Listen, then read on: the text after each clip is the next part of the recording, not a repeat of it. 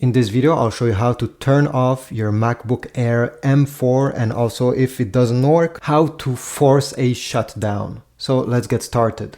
To turn it off the regular way, all you have to do is to go on the top left corner where you see the Apple logo, click on it, then go where it says shut down, click on this. You're gonna have this message appearing and you just have to click on the blue button over here to turn it off.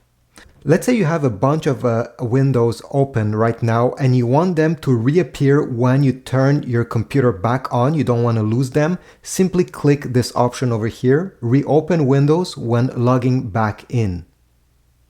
But in my case, I don't have and I don't want, so I'll press shutdown. Usually in around 5 seconds, the screen should go completely dark and nothing should be happening because the computer is turned off.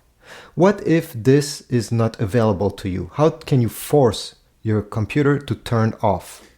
All you have to do is, you see over here, the top right corner of your keyboard, it has this button. You just need to keep it pressed around 8 seconds until the screen is completely black. Once the screen is black, you can lift your finger from this button and it will shut down your computer.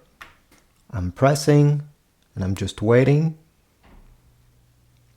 No matter what happens on the screen, do not lift your finger. Here we go, the screen is black. I can remove my finger from the button and yeah, the computer is completely turned off. It will not restart.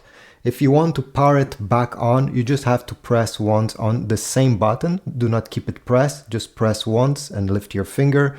You're gonna see the Apple logo and yeah, the computer will be turning back on.